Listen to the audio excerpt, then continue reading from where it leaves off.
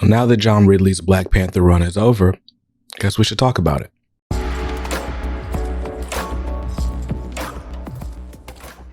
Welcome back to Comics Are Dope. I'm BJ Kicks, and these are my thoughts on John Ridley's Black Panther run.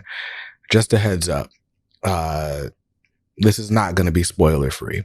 So if you haven't read Black Panther 15, you haven't read John Ridley's Black Panther run at all, and you would like to and you don't want to be spoiled, this probably isn't the video for you. If you just want to hear what I think about the book, then I'll give you my my thoughts, the TLDR, without going into plot points real quick. How do I feel about this book?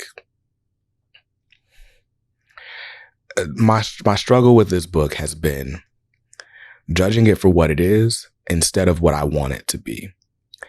Even with that taken into consideration, I feel like this run has been like just a case study in mischaracterization, right? Characters acting in a way that's contrary to everything that we know about them up until this point.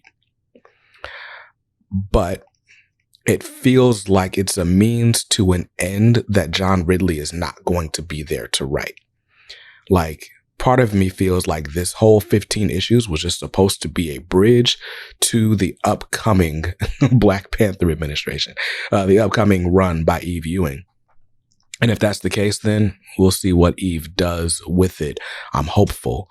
But if I got to just judge it for what it is, just these 15 issues, not anything Coates did before, and not anything that Eve is going to do after, this was rough. This was rough, to say the least. And those are my spoiler-free thoughts. Now, let's talk about this book and everything it did. Sometime in the middle of the run, I gave this book the nickname Everybody Hates T'Challa, because that is absolutely what it felt like. We opened this book with the death of one of T'Challa's, close friends. And basically, we learned that T'Challa, at some point in time, planted sleeper agents all across the galaxy, everywhere. And these people faked their own deaths and then lived lives, basically all over the planet or galaxy, wherever. They lived lives wherever as people that only T'Challa knew existed. And their whole purpose was to, in case some, superpower took over Wakanda, they would come back and fight to, retake Wakanda from whatever invaders, foreign or domestic or what have you. Well, when this sleeper agent dies, now, and T'Challa is the only one who knows they exist. It's like, okay, well, whoever took them out knows they exist, which means all of them are in danger. I've got to tell Wakanda what's going on. Right now, it's important to note that Wakanda has recently decided not to be a monarchy anymore. It's not a straight up dictatorship. They have a parliamentary government. They're a democratic republic, meaning there are representatives who, speak on behalf of the citizens and make decisions on behalf of the citizens by way of votes, usually. So it kind of looks like the Wakandan council like we're used to. But the point is that they're not just a council who advises the king.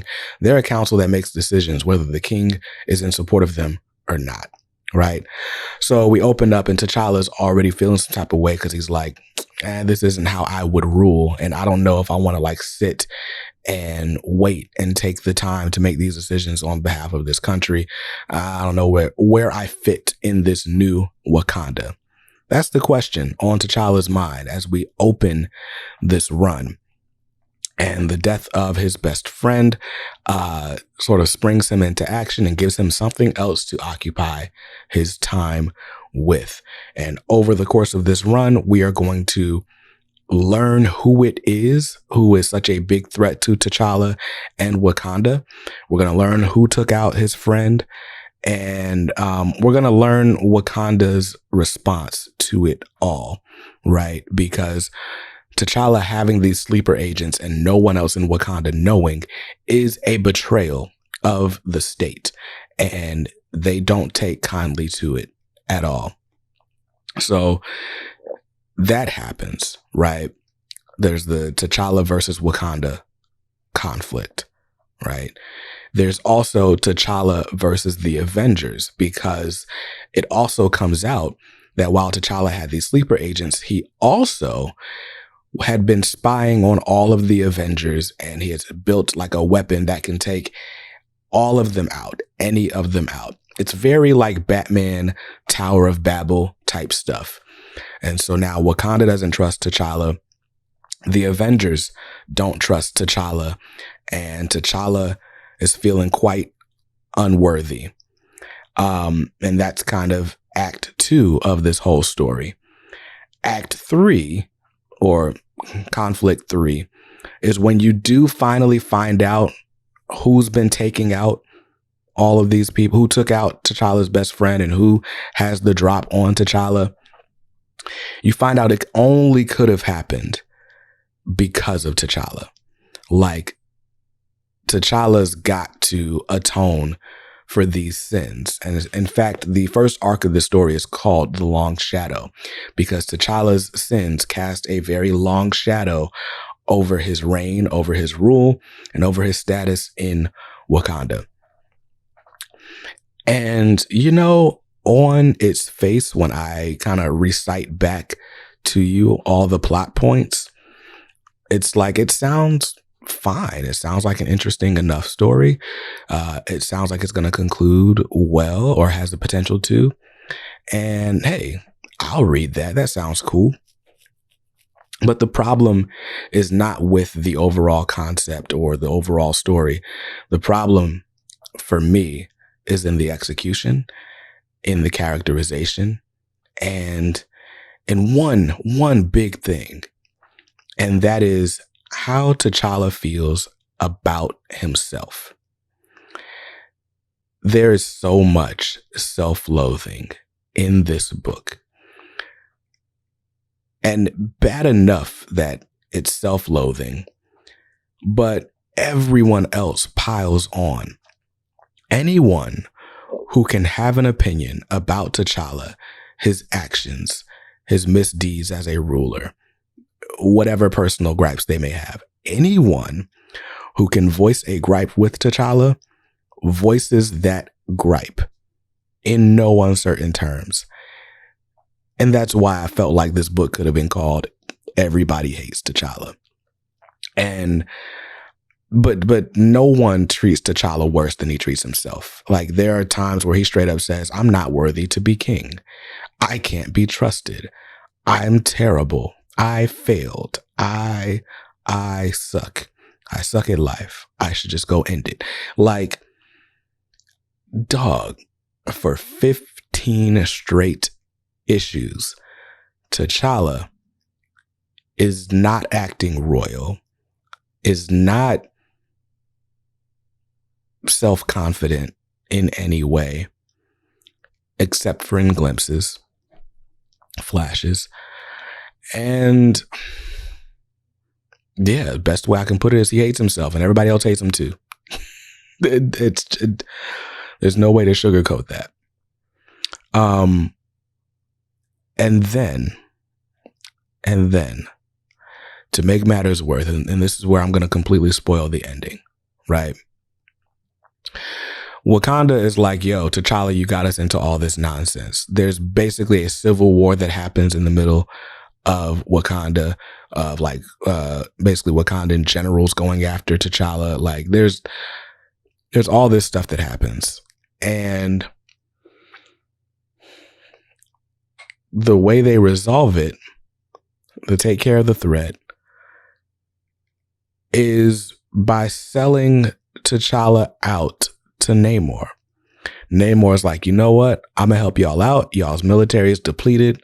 We're going to join forces. We're going to share technology. I'm going to be a resource to you. All you got to do is exile T'Challa. And because, they're not all that happy with T'Challa, they do it. And so the way this book ends is with T'Challa being exiled from Wakanda. So to understand like how I feel about this run, we got to know like my history with Black Panther. And it's not a long one. I saw the Black Panther MCU film in 2018, like a lot of you. Fell in love with Wakanda, the mythos, and of course, Chadwick Boseman's epic portrayal of T'Challa. And by the time I became a Black Panther fan, Ta-Nehisi Coates was like 20 issues deep into his second Black Panther run. And so I was like, well, I guess I'm not reading this. So I've been waiting, like double Dutch, waiting for a good time to jump into some Black Panther comics. And I thought that was finally coming when when they announced that John Ridley was going to be writing Black Panther and his number one came out. I had a drink. Anyway. And so I'm like, all right, cool. We're about to have a nice, great Black Panther. And I was excited about it, especially because Chadwick Boseman had just passed. We weren't going to get T'Challa being T'Challa in the films. So at least we can have a nice, triumphant Black Panther in the comics where, the real fans were going to go anyway. And that's not what we got. We got T'Challa, who's barely safe in his homeland and who's barely comfortable in his own skin. And there was just constant deconstruction of the character, like just beating him down.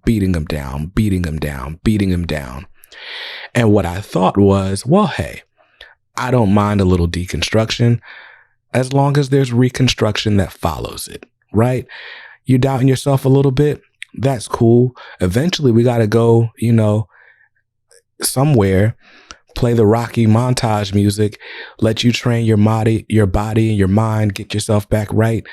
And we're going to go back, and handle this, right? It's cool, Simba. You've been out there eating bugs, hanging around with warthogs and meerkats and stuff. That's fine. As long as you remember who you are, you run back through that desert, you confront your Uncle Scar, and we live happily ever after. And that is not what happens in this run. That's not what happens in this run at all. We start off with T'Challa not quite understanding his place in Wakanda. We end it with T'Challa having no place in Wakanda. And him willingly accepting that as his fate. As if everything he did was not in the best interest of Wakanda or with the best interest of Wakanda in mind. As if he didn't do what any leader of a separatist nation would do.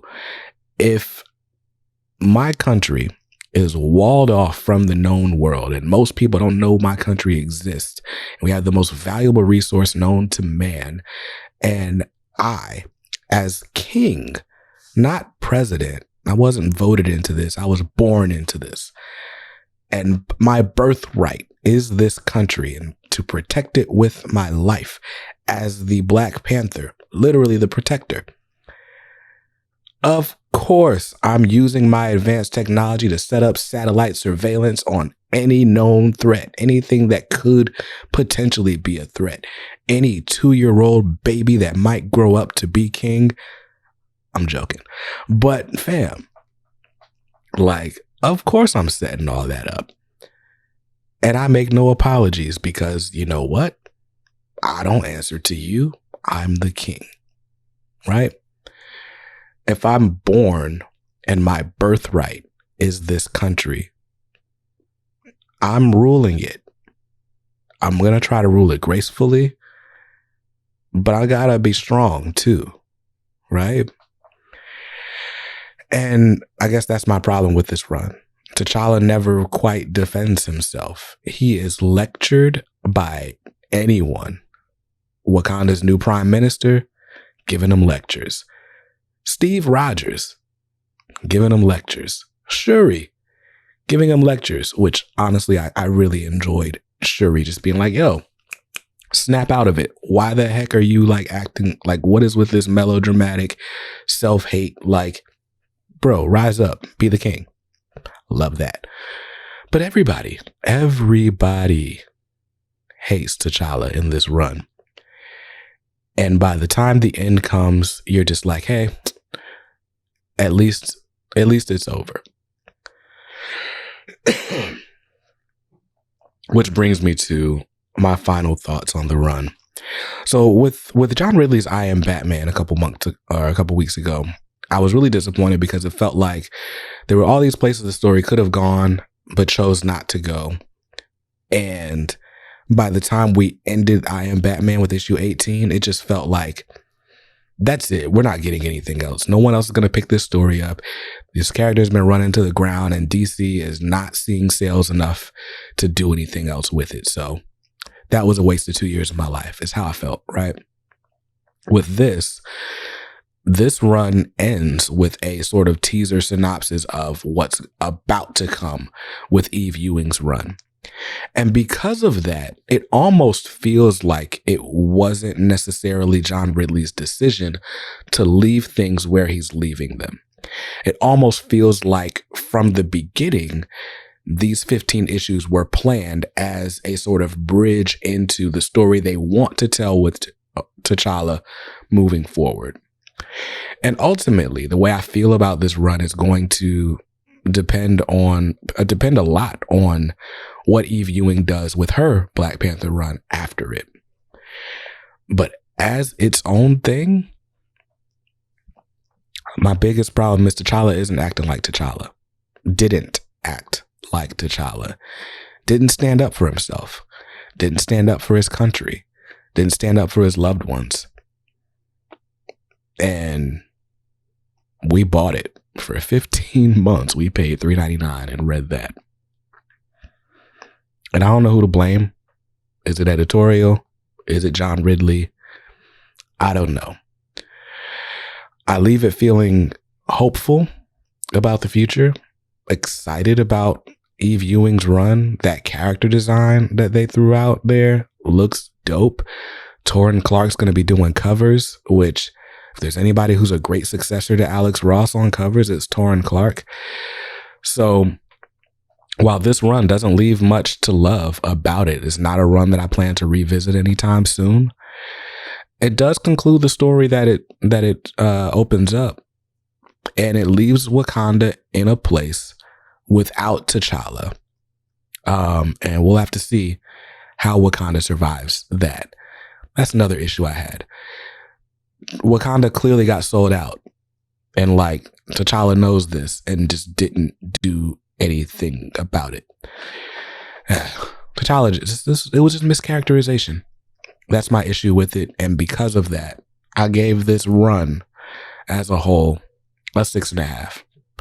It accomplished what I feel like it set out to accomplish. I just completely disagree with the premise and with the result. So there's that. Till next time. Peace.